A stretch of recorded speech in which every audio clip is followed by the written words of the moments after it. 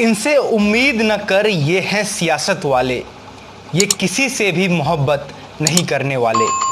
नादिम नदीम की ये शेर आज इसलिए कहना पड़ गया क्योंकि देश भर में जहां एक तरफ मज़दूर सड़कों पर चलकर अपने घरों की ओर कूच कर रहे हैं, तो वहीं दूसरी तरफ देश के सियासतदान बसों पर राजनीति कर रहे हैं।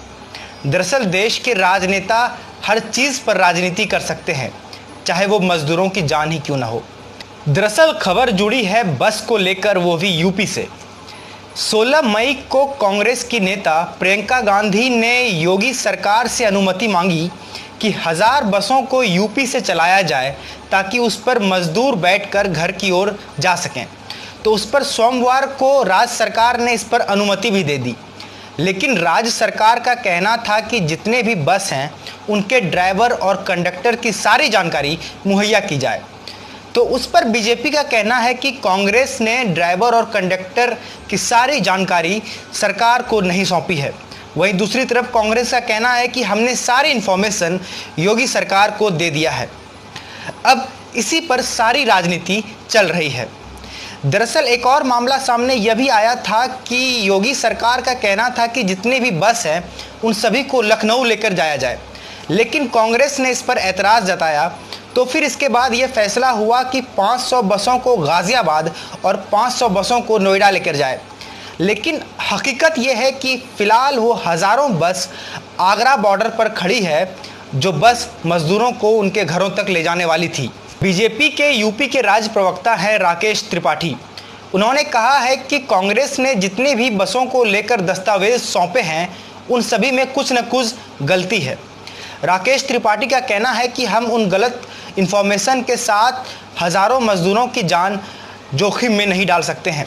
राकेश त्रिपाठी ने कहा है कि जितने भी इन्फॉर्मेशन दी गई है उनमें कई बसों की अच्छी न तो जानकारी है, न आरसी है और न ही इंश्योरेंस के कागज़ सही हैं। वहीं दूसरी तरफ कांग्रेस का कहना है कि बीजेपी जानबूझकर इस पर राजनीति कर रही है और वे नहीं चाहती कि बस चल सके। बीजेपी का कहना है कि जितने भी बसों की इन्फॉर्मेशन दी गई है उनमें कई ऐसे इन्फॉर्मेशन है जो बस की ही नहीं है। उनमें ट्रक, ट्रॉली, स्कूटी और बाइक के इन्फॉर्मेशन दिए गए हैं। तो वहीं पर प्रियंका गांधी ने बुधवार को ट्विटर के ज़रिए एक वीडियो साझा किया है, जिसमें प्रियंका गांधी का कहना है कि आप सभी बसों पर बीजेपी के बैनर लगा दें, उन सभी बसों को स्कूटर कहें, ट्रॉली कहें, जो भी कहना है कह दीजिए, लेकिन कृपया उन बसों पर मजदूरों को बैठाकर उनको अपने घरों तक रुखसत कर दीजिए।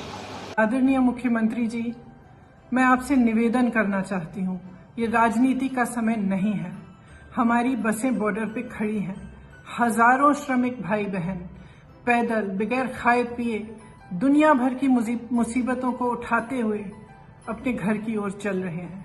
हमें उनको मदद करने की अनुमति दीजिए, हमारी बसेस को परमिशन दीजिए ताकि हम उनको सही सलामत अपने घर पहुंचा पाए। धन्यवाद। जय हिंद। एक सवाल पूरे देश भर में घूम रहा है कि क्या कहीं दोनों पार्टियों ने इसे अपने साख पर तो नहीं ले लिया है, क्योंकि कांग्रेस ये बार बार कह रही है कि बीजेपी नहीं चाहती है कि ये बसें चलें, क्योंकि अगर ये बस चलती है तो बीजेपी के साख पर कहीं ना कहीं बट्टा लगने वाला है। तो वहीं दूसरी ओर कहीं ये तो नहीं कि कांग्रेस इन बसों को देखकर योगी सरकार को नीचा दिखाने की कोशिश कर रही है, क्योंकि दोनों मामले में सियासत करना सही नहीं होगा। एक तरफ जहां हर रोज़ कोविड के केसेस बढ़ते ही जा रहे हैं, वहीं दूसरी तरफ कई ऐसे वीडियो सामने आती है जहां पता चलता है कि हज़ारों के तादाद में मज़दूर या यूं कहें प्रवासी मज़दूर सड़क पर उतर गए हैं और वो किसी भी हालत में बड़े शहरों से निकलकर अपने घरों की ओर जाना चाहते हैं। तो सबसे बड़ा सवाल बनता है ये कि आखिर इतने लोगों की जान का जिम्मेदारी कौन उठाने वाला है। सरकार हर बार ये बोल रही है कि हम इन जितने भी मज़दूर हैं सबके लिए कुछ न कुछ सहायता प्रदान कर रहे हैं, और सिस्टम एक तरफ ये बोल रही है कि हम दिन रात काम कर रहे हैं।